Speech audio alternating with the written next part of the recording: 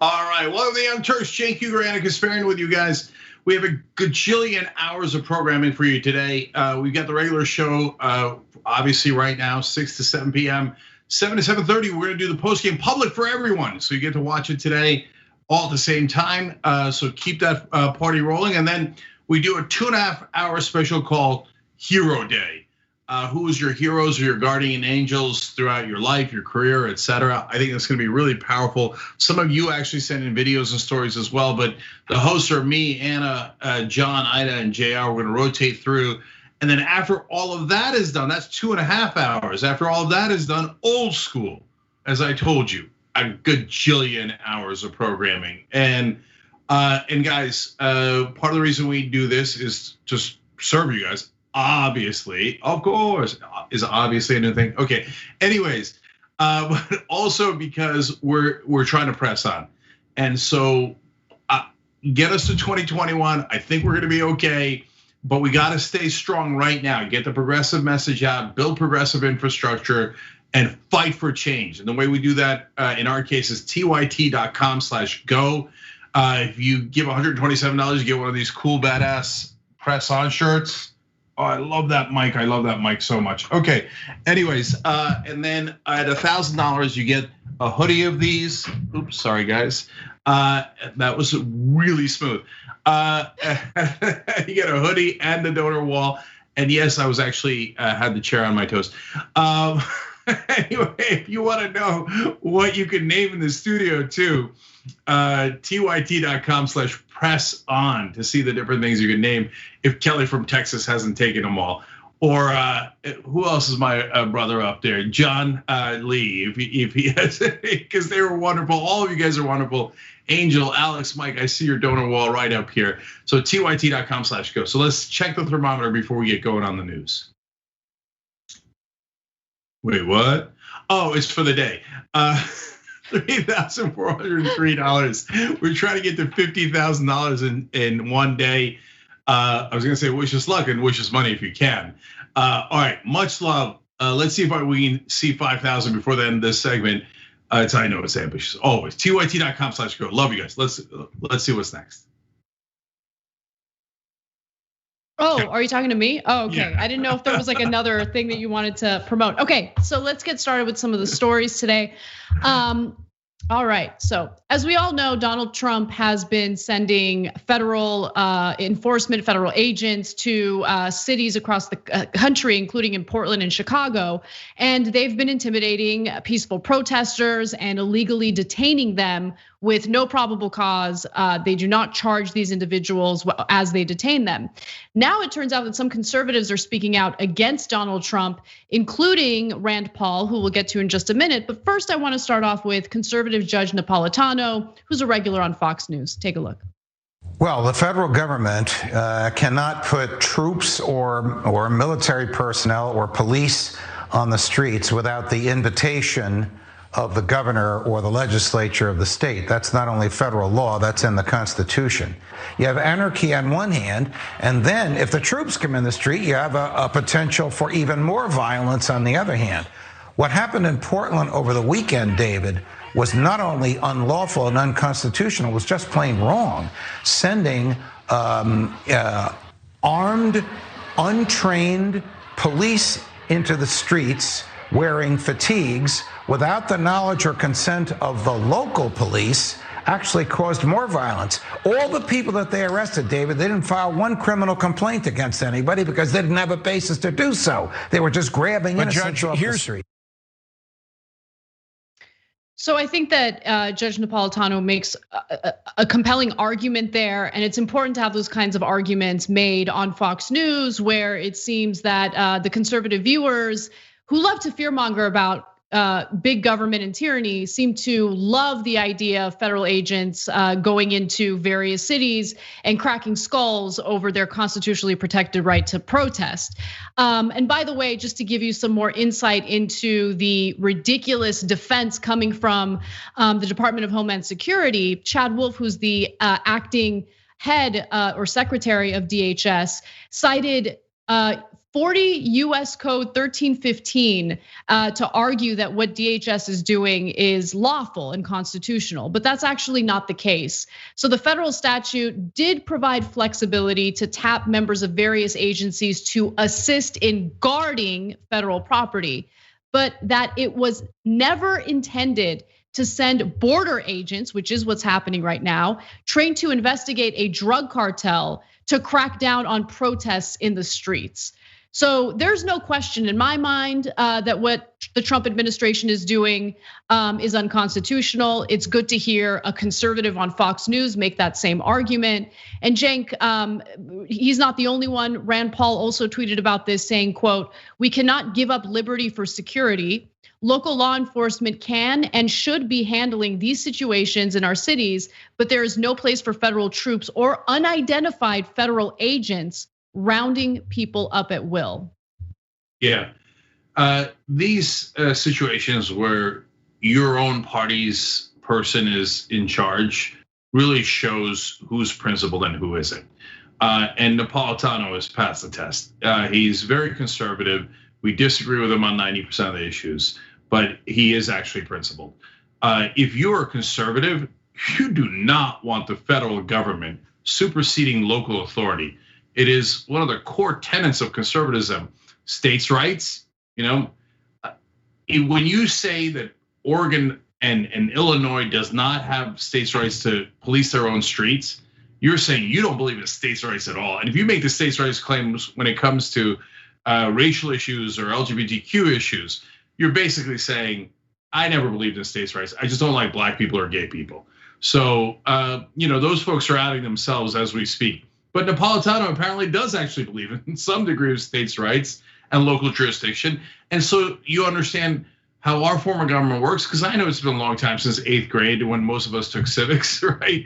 It's the local cops enforce local laws. So almost all of the laws that you're familiar with, theft, murder, rape, robbery, etc., are local laws. And so the federal government has nothing to do with them.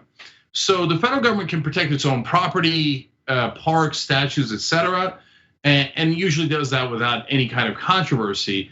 They don't normally send in hundreds of troops to do that. It's very, very unusual. In fact, it's never happened in modern times under any other president. And then the second thing they could do is they could enforce federal law.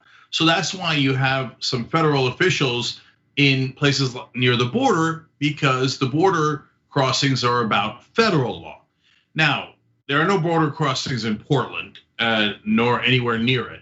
So that's why it's weird for Customs and Border Patrol to be in the middle of Portland. And they're an army in search of laws to enforce. So when we talk about Chicago, which is apparently where they're going next, the president didn't even talk about protecting federal courthouses. He just said there's a lot of shootings over the weekend, so we're going to Chicago. Wait, what? That's all local laws. That has nothing to do with federal laws. In other words, he's saying these are my secret police, and I'm going to send them wherever I like, and I don't care what the Constitution or the laws say.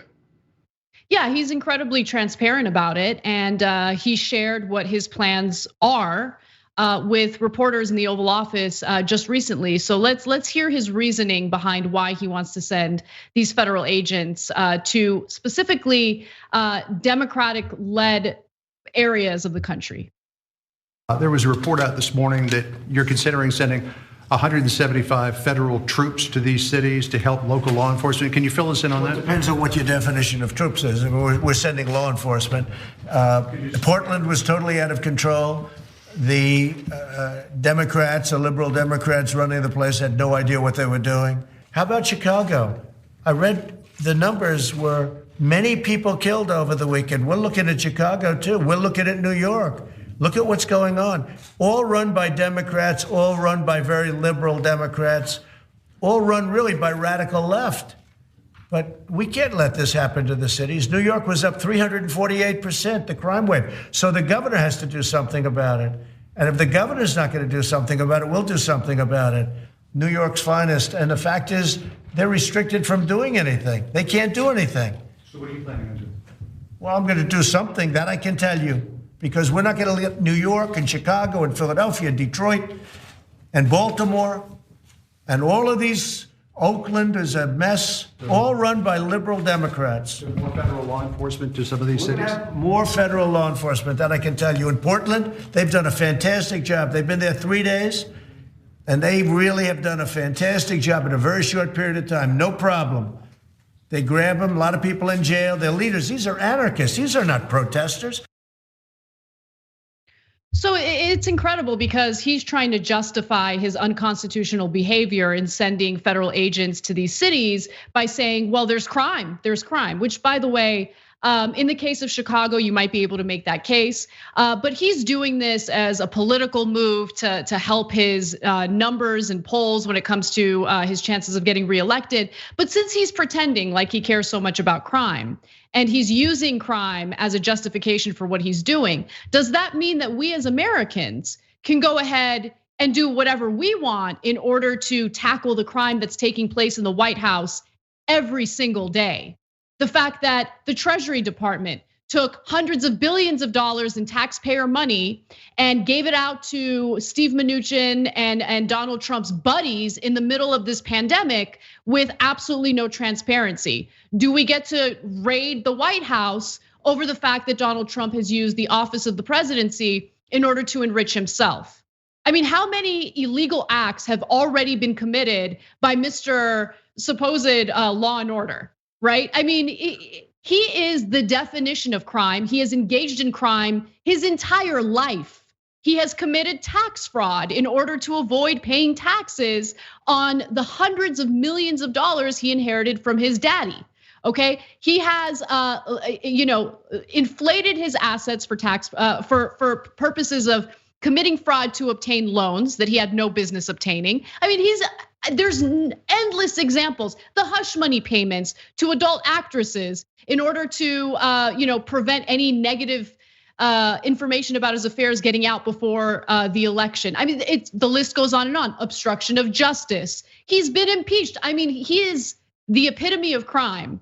And so does that mean that, hey, we're justified in doing whatever we want as American citizens because we got to do something about the crime in the White House? He's a disgusting human being and we need to get him out. He is a threat to our democracy. He's already dismantled our democracy quite a bit. And if we just allow him to do whatever he wants with federal agents treating civilians as if they're enemy combatants, it just sets the tone for the rest of the country. It just means that we don't have a democracy at all, period. Yeah, so he mentioned in the tweet the other day that we're going to protect, and he capitalized our people, okay? And in another portion, when talking about this issue of sending in federal forces, he said, what if the crime spreads from the cities into the suburbs? So this is a tried and true Republican tactic. So don't pretend that it's just Donald Trump. The Republicans have always done this. The George H.W. Bush ran the Willie Horton ad against Michael Dukakis. Scary black man let out of prison and then attacked a white woman. Oh my God, what if the scary people in the cities come to the suburbs? Only Donald Trump can protect you. Only the Republican Party can protect you. It's the oldest demagoguery there is overall, and certainly in American politics and Republican politics. So now when it comes to the specifics here, he flat out admitted, you saw it on the tape. They said, okay, what are you gonna do? I don't know, but I'll definitely do something. Wait a minute, how are you ordering federal forces into somewhere when you don't even know what it is that they'll be doing? That they'll be doing something that you haven't even thought of yet. So under what authority are you sending them? Of course, he never does his homework. The reporters are clearly going to ask you, why are you sending these guys in? Didn't even bother to come up with an excuse. So it's nakedly political. In every sentence he says, the Democrats, this is why I'm doing this. The Democratic mayors, the Democratic cities, the Democratic governors. In other words, I'm gonna use taxpayer money to do unconstitutional kidnappings in the streets so I could blame Democrats for the next 4 months so I can get reelected. It doesn't get a bigger violation of the Hatch Act, using your public office not to do the public service, but to help your own political campaign. He's now using his secret police to do that. to try to scare people into voting for him, to use racism to vote for him, etc. Wait, you're going to send 150 people to Chicago because you said there was a lot of shootings. What federal crime was committed? The shootings are terrible. Over 60 shootings, a dozen people killed. It breaks all of our hearts, and we've got to have a smart, thoughtful strategy towards that. But they are all local crimes. They're not part of the protest at all. They're not attacking federal courthouses. They have nothing to do with the federal government. So you're going to send your federal secret police to do what? To intimidate people. Even bother coming up with an excuse. That's to intimidate people. And remember, sorry, Anna. One last thing. He said it there. He said, "I like how they're grabbing people up." No, in our system of government, you're supposed to clearly identify yourself. You're supposed to have probable cause as to why they're getting him. Napolitano said in another portion of his speech, he's like, why aren't they going after the guys with the bats? Why are they grabbing random peaceful protesters? That doesn't make any sense, because it isn't about maintaining order. It's about politics. He likes the visual of grabbing random people from the streets that he calls anarchists or left wing, and then saying to everybody else, don't worry, I'll protect you from these guys.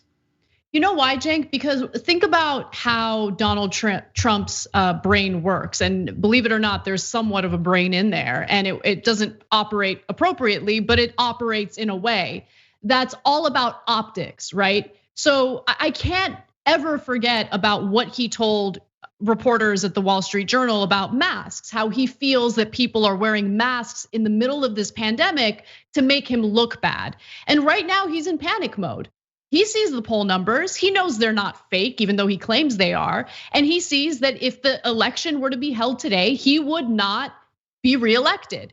And so in his mind, okay, we got to get rid of the optics of people out on the streets. We got to get rid of the optics, the visuals of unrest. We got to get rid of the visuals of people who are sick or could get sick or are afraid of getting sick. So let's try to get people to avoid wearing masks. That's what his MO is. This is who Trump is. He's all about that reality show fakeness of making it appear as though everything is rosy and great, so he looks good, so he can get reelected. That's what this is about. And if you're a peaceful protester and you happen to be in Portland, Oakland, Chicago, all of these places that are now dealing with the threat of federal agents, you're a little less likely to go out there and protest if this type of intimidation and terror is taking place on the streets of your city.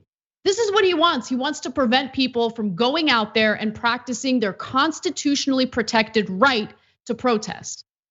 And last thing is what I've been mentioning from the get-go when we first covered the Portland story, and it's could come to fruition in Oakland.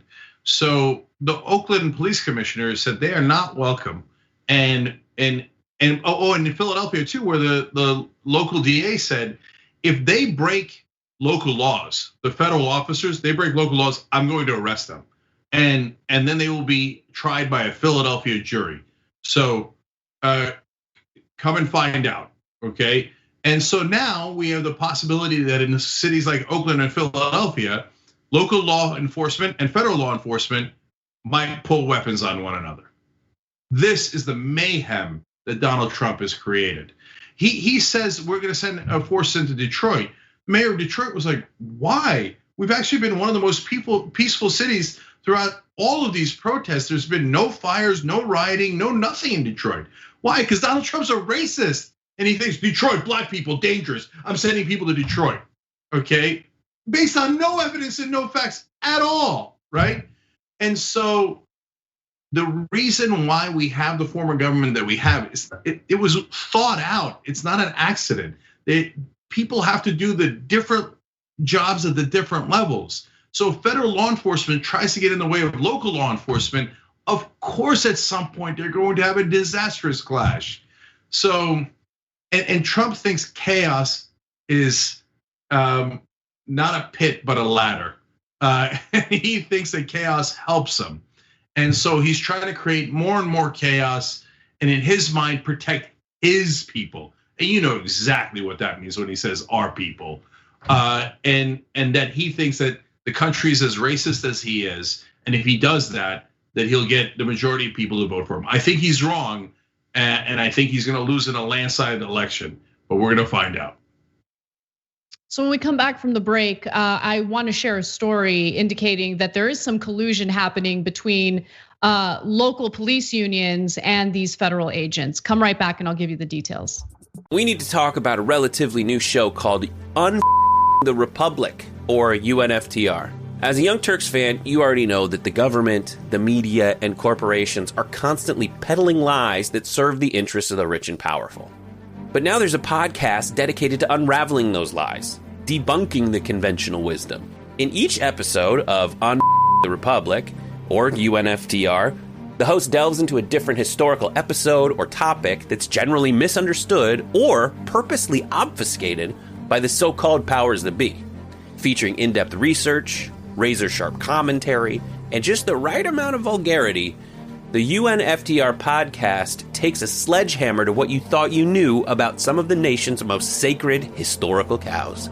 But don't just take my word for it. The New York Times described UNFTR as consistently compelling and educational, aiming to challenge conventional wisdom and upend the historical narratives that were taught in school. For as the great philosopher Yoda once put it, "You must unlearn what you have learned." And that's true whether you're in Jedi training or you're uprooting and exposing all the propaganda and disinformation you've been fed over the course of your lifetime. So search for UNFTR in your podcast app today and get ready to get informed, angered, and entertained all at the same time.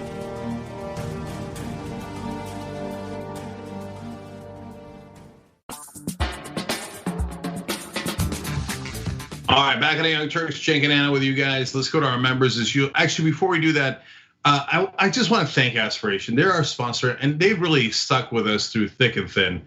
As you know, advertising has been a disaster for everybody in the industry. Aspiration stuck with us because they believe in you guys, and they've also now planted 1 million trees. It's a good company, and it's a really good place to keep your money. And so aspiration.com/TYT, aspiration.com/TYT. They're just great. So now let's go to our members. Effecto says, can I suggest some things we can name for the quarantined era? Anna's map wall. Okay. I'm over the map wall. I can't. The LA backdrop was better. It was.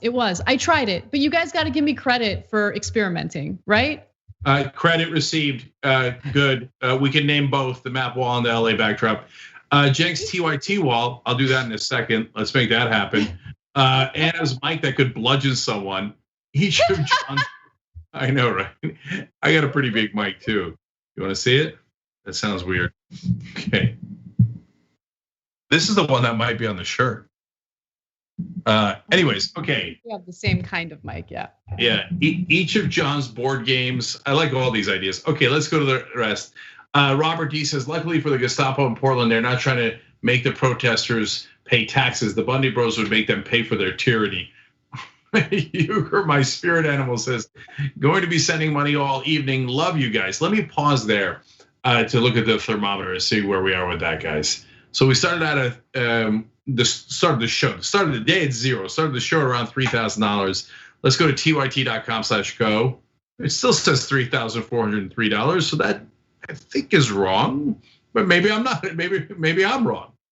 Okay. Anyways, Brent's making signals like I have no idea what that number is. Okay. We gotta go.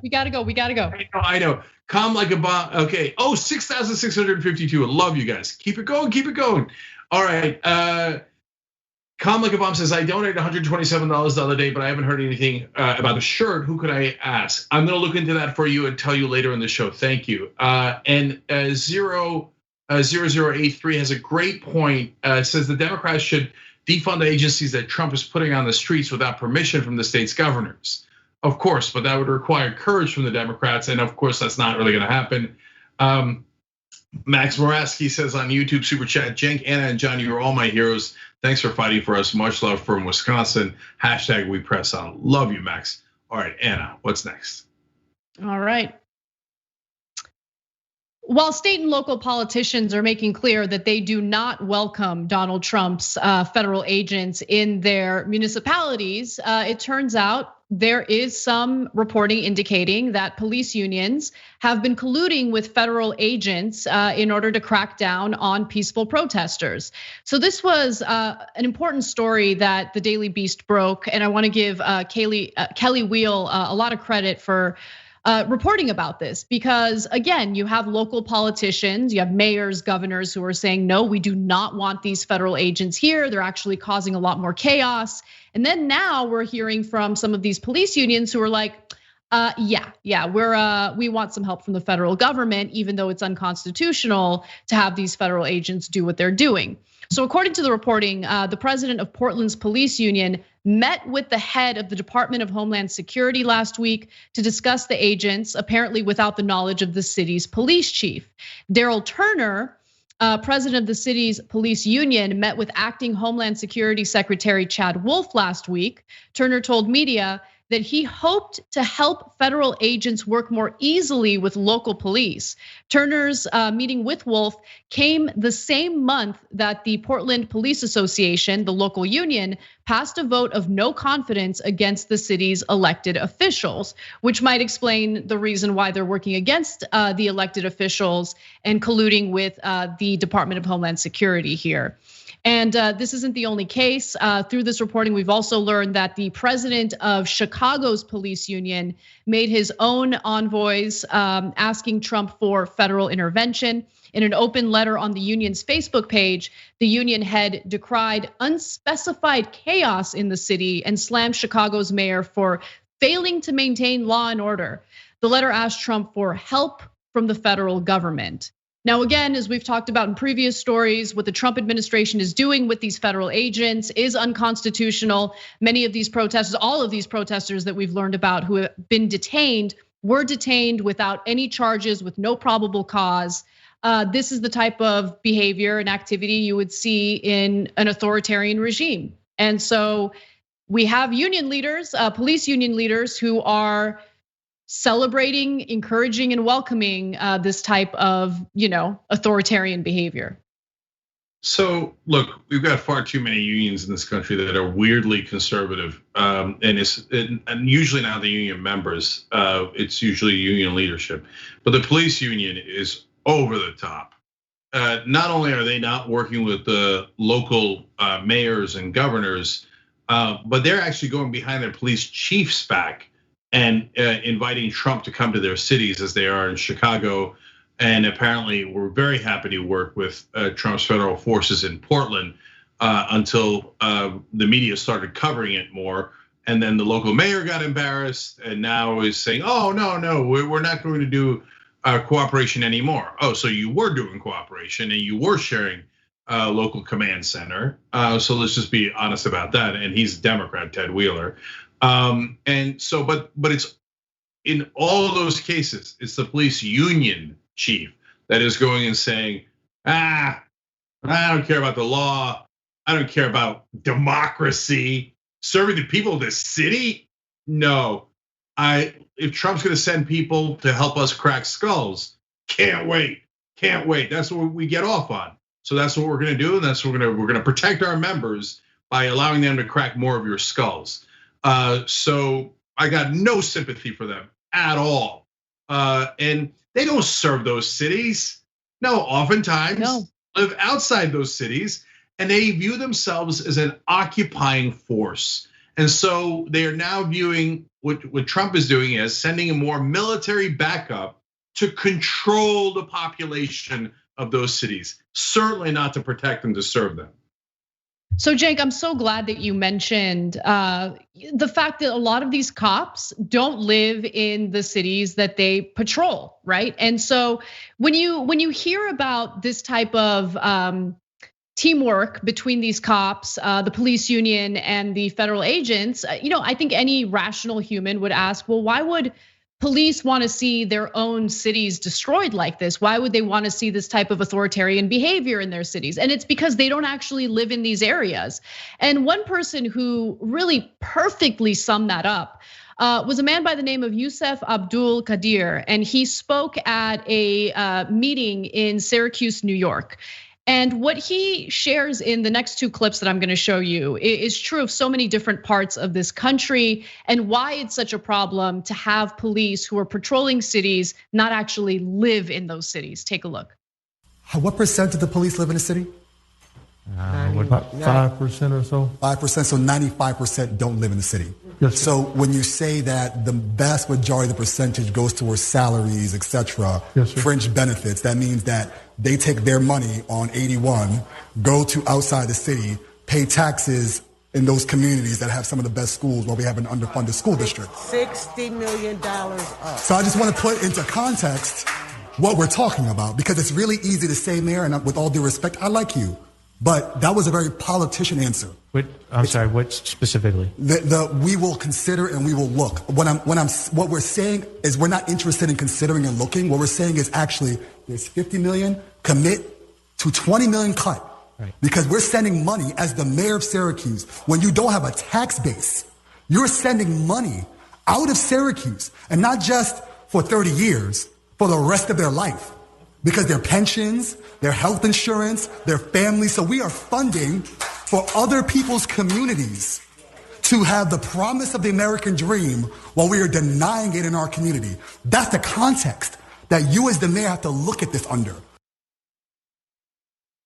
I just love that argument so much. And I think that it's an important angle to consider when debating the whole notion of defunding police, right?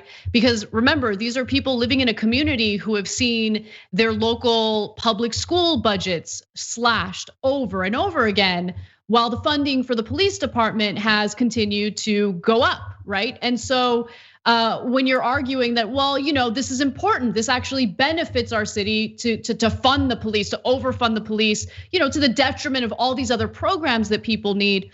The truth is, these are individuals who are getting paid and then later, leaving that area, paying their property taxes, paying their overall taxes in a completely different community that they're not policing. So I love that argument. It was powerful, and I think it's important for people to know how their local finances really work, where the money really goes, and whether or not what people are spending their hard-earned tax dollars on is really going back to benefit their community. All right, just a fun personal note for a second. I'm proud of Abdul Qadir in a couple of ways. My grandfather's name was Abdul Qadir, and that's why my middle name is Qadir. So anyway, random. But I thought he made a great point. Now on the relevant stuff. Because look, there's one problem with police living outside the cities that has always been here, which is they don't feel connected to the community. So in LA, for example, the cops usually lived in Simi Valley or Orange County, but outside of the city. And hence they felt like this is not our home. Our home is Simi Valley, and it's a totally different demographic, much more white, much less Latino or Black. And so they felt like, oh, we got to come in here to keep these guys under, rule of what we consider to be law and order, right? I think anyone who says the cops are coming in to a place like LA because they really wanted to protect and serve their community, it's just so disingenuous. That is not at all the culture that actually existed in the LAPD. And by the way, you know where LA originally got their cops from? Alabama. They recruited them from Alabama and then put them in places like South Central and Compton, et cetera. And that's why LAPD was considered the biggest gang in Los Angeles. So this has been happening for a long time. But what Abdul Qadir just said is new. He's like, well, not only does that happen, but also you're taking away from our tax base. And so it's harmful in two different ways. And that's a brilliant point. And especially when the cops then turn around and have their unions and their union chiefs go, hey, you know what? We want to bring in federal unaccountable secret police so that they could help us occupy this city better. Well, then there's really no argument to be made for these occupying forces ruling our communities. All right, I'm gonna steamroll ahead and do our next story. And it has to do with COVID-19, some updates on that. So Donald Trump's in-person rallies have been a complete and utter nightmare. People haven't been showing up. He's embarrassed by the empty arenas. That certainly happened in Tulsa. And then eventually his campaign had no choice but to cancel a planned rally in New Hampshire because they were expecting it to be another empty event. Now, he has decided to use coronavirus briefings as a substitute. If you can recall, early on in the pandemic, he was doing these briefings and they were so embarrassing and they hurt his poll numbers so much that his campaign advised him to stop doing them. Well, now he is switching gears and he's realizing, well, maybe I should do this because it's the highest rated reality show in the country. He makes that argument. Take a look. Well, we had very successful briefings. I was doing them, and we had a lot of people watching, record numbers watching. In the history of cable television, there's never been anything like it. And we were doing very well. And I thought it would be sort of automatic, and a lot of positive things were happening. And frankly, a lot of the country is doing well. A lot of people don't say, as you understand. But we have had this big flare-up in Florida, Texas, a couple of other places. So I think what we're going to do is I'll get involved and we'll start doing briefings, whether it's this afternoon or tomorrow, probably tomorrow, and I'll do briefings. And part of the briefing, I think, much more so than last time, because last time we were nowhere with vaccines or therapeutics. And let's say that ended 6 weeks ago, we'll start them again. And I think it's a great way to get information out to the public as to where we are with the vaccines, with the therapeutics, and generally speaking, where we are.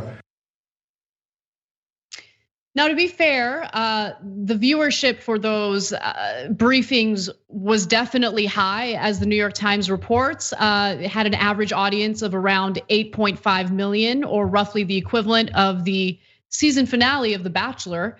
And he said he would probably start again today. And he did start again today. So we're gonna show you a clip of that in just a minute. But before we do, I just want to go back to what he said about how he was doing very well with those briefings. Just want to refresh your memory about what it meant to do very well during those briefings. This is what it looked like. Hydroxychloroquine. The nice part is it's been around for a long time. So we know that if things don't go as planned, it's not going to kill anybody. There's a possibility. And I say it, what do you have to lose? I'll say it again, what do you have to lose? Take it. I just think it's something, the expression, I've used it for certain reasons. What do you have to lose? What do you have to lose? But hydroxychloroquine, try it if you'd like. It will be not a game changer, because that's not a nice enough term.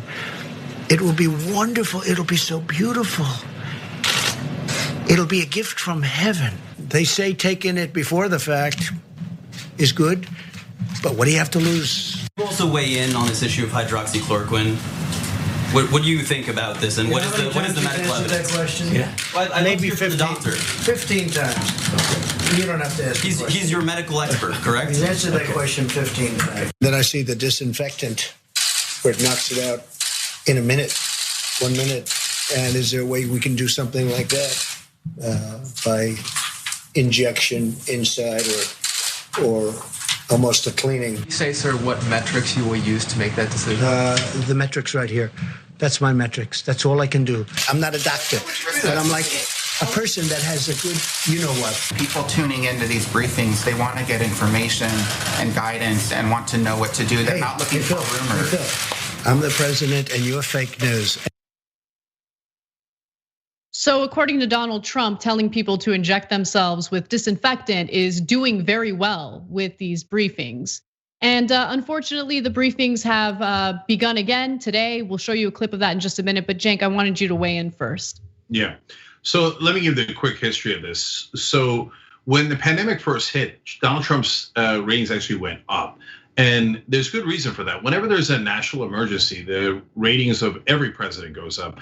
After we were attacked on 9/11, George W. Bush's popularity rating got into the 90s. So people go, okay, well, let's rally around the leader. What changed that? Well, the epidemic kept getting worse, but most importantly, it was Donald Trump doing these press briefings.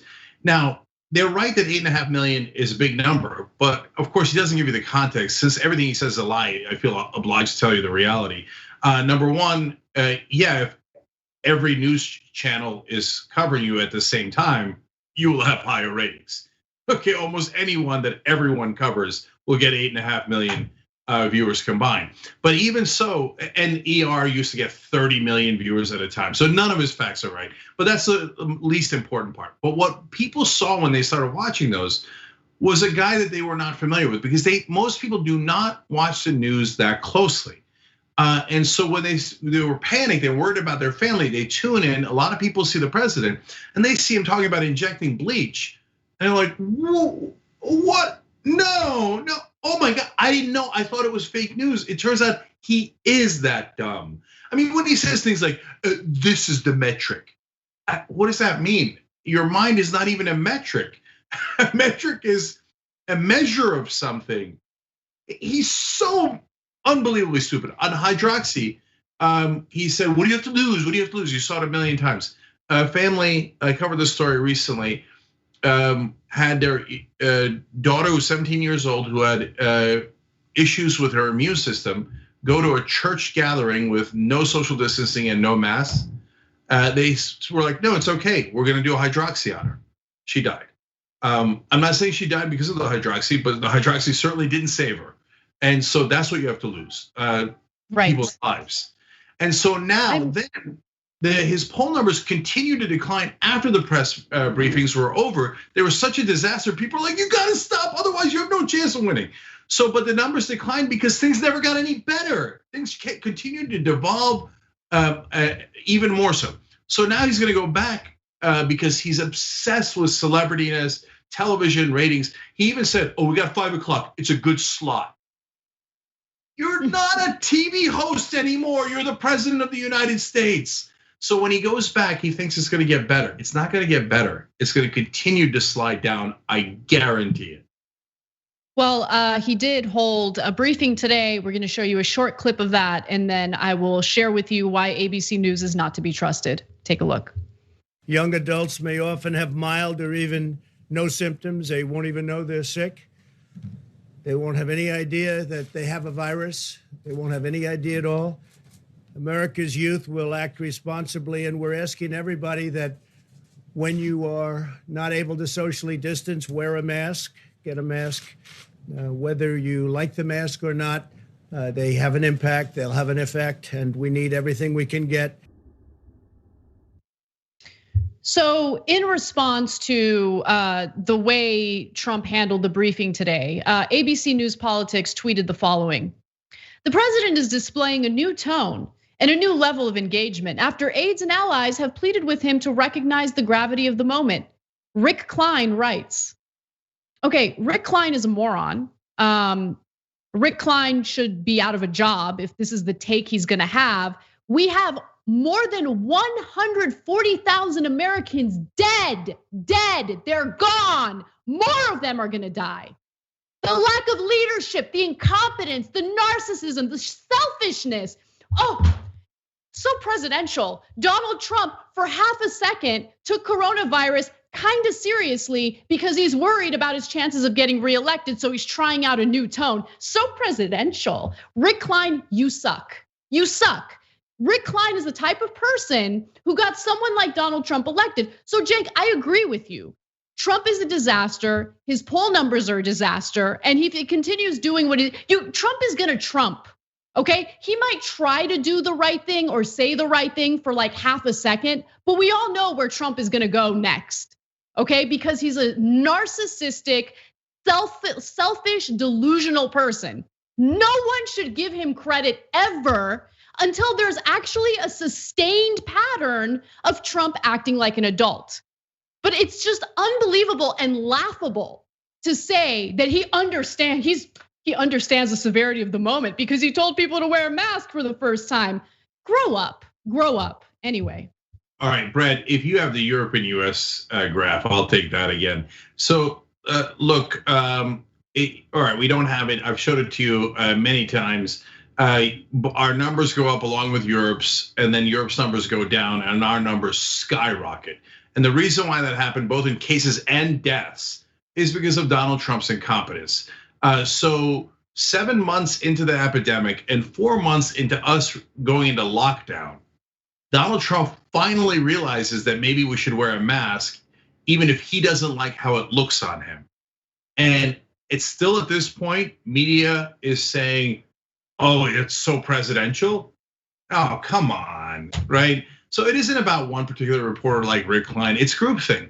And almost 4 years in, they're still like, this is the day he became president. I don't know if it's some of them really are Republicans and are desperate to show anything that makes Donald Trump look good, because on a regular basis, 99% of the time, he looks like a jackass. But much more likely, it's not that the reporters are Republicans, it's that they're all told, you have to be neutral, you have to find something good that Trump did, and then equate it to all of the monstrosity that he has done, and then declare him president. And then that way, you won't be biased, and Republicans won't yell at you. That's not good journalism, that's cowardice. So call it what it is. He's been an epic disaster, and there's 140,000 dead, largely because of his incompetence. That number could have been much, much smaller and was much smaller all throughout the world. When we come back from the break, we have more for you. Stick around. At TYT, we frequently talk about all the ways that big tech companies are taking control of our online lives, constantly monitoring us and storing and selling our data. But that doesn't mean we have to let them. It's possible to stay anonymous online and hide your data from the prying eyes of big tech. And one of the best ways is with ExpressVPN. ExpressVPN hides your IP address, making your active ID more difficult to trace and sell to advertisers. ExpressVPN also encrypts 100% of your network data to protect you from eavesdroppers and cyber criminals. And it's also easy to install. A single mouse click protects all your devices. But listen, guys, this is important. ExpressVPN is rated #1 by CNET and Wired magazine. So take back control of your life online and secure your data with a top VPN solution available, ExpressVPN. And if you go to expressvpn.com/TYT, you can get 3 extra months for free with this exclusive link just for TYT fans. That's expressvpn.com/TYT. Check it out today. All right, back on the Young Turks. Just some guy writes in our member section, LOL, but seriously, how does Anna manage to look so magnificent all the time during this pandemic? I've looked like a shambling mess on a daily basis since this started. I need the secret. Okay, no, just real quick, I'm gonna shoot myself in the foot by doing this because we gotta go. But no one commented on it, but I did my own hair, guys. Oh, come on. Hey, I did my own highlights. I'm a European soccer star, but you got some nice highlights. Focus on Infinity says, get him, Anna. I want to just read this last one. I love you guys on YouTube Super Chat. I don't have time for it, but you guys are the best. Theodore Ghana says, is Joe from Aspiration still working with Blue Apron? It would be a good company to advertise on TYT, both because we love Joe and because people are getting sick of their own cooking. That's actually a good idea. We'll follow up on it. Joe's also on the TYT donor wall. Let's take a look at the thermometer super duper quick. TYT.com/go. We're trying to get to 50,000 today. We got so much programming for you guys coming up. Let's see if we can get to 10,000 before the next segment. 9,163. Love you, Anna. Go. All right. Well, turns out that conservatives get super triggered when it comes to reality and facts about what causes some crimes. Representative Alexandria Ocasio-Cortez was confronted by an unhinged Republican lawmaker who doesn't like the fact that some crimes are committed due to desperation, due to poverty. So according to Hill, in a brief but heated exchange, which was overheard by a reporter, Representative Ted Yoho told Ocasio-Cortez she was disgusting for recently suggesting that poverty and unemployment are driving a spike in crime in New York City during the coronavirus pandemic. Now, when it comes to crime, AOC argues that maybe, the fact that people don't have the means to provide for themselves and their children leads to them doing certain things like, let's say, shoplifting, committing acts of desperation. And in response to that, Yoho told her, "You're out of your freaking mind." And then Ocasio-Cortez shot back, telling him that he was being rude. At that point, he was walking away from her. And based on what a reporter says, because this reporter overheard him, he called her an effing bitch, okay? And so she later said, that kind of confrontation hasn't ever happened to me, ever. I've never had that kind of abrupt, disgusting kind of disrespect levied at me. So Representative Roger Williams was also with Yoho when he made that statement, but he wimped out and refused to condemn that type of language. He pretended as though he didn't hear any of it. I'm not buying that at all. These men are complete cowards. Yeah. So look, El Pollo Yoho has been problematic for a long time, and I don't have time to get into all of the insane things he said in the past. But there's a silver lining here. First, let me just say the obvious things. He's a total ass. Obviously, shouldn't have said that to AOC. And what's to me even more problematic is all of conservative media, the liars that they are quoting her out of context. She clearly was talking about petty theft, and they're pretending that she was talking about murder and serious crimes when she literally said that wasn't what she was talking about. And they're purposely twisting her words. They're the worst. And so are these Republican politicians. So where in the world is the silver lining? They should disrespect each other more. I don't mean they should yell and be personally insulting like that. But I find it stunning that no one has had any confrontation with AOC in 2 years.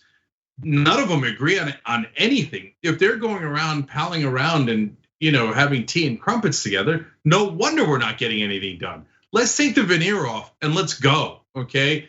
You shouldn't be polite to Ted Yoho. Yoho's a monster. And you also shouldn't, in my opinion, you shouldn't be polite to Pelosi. And I know, oh my God, well, I mean, geez, the respect and the institutions and the club, I don't care. I don't respect any of that. I only respect the voters. So I hope they all get a little bit more honest with each other. You guys don't agree, and you should fight like you don't agree. Yeah, and also, I mean, just this outright rejection of what the reality is. Crimes are committed because of desperation, and we have seen crime spike a little bit during this coronavirus pandemic because of the fact that people are not getting access to funds that they need to survive. So let's just call it what it is. And yeah, I agree with you. I think we need to get rid of the veneer and be real. So Public Post Game with so many more stories is coming up next. So don't go anywhere. It's for everyone. We'll be right back.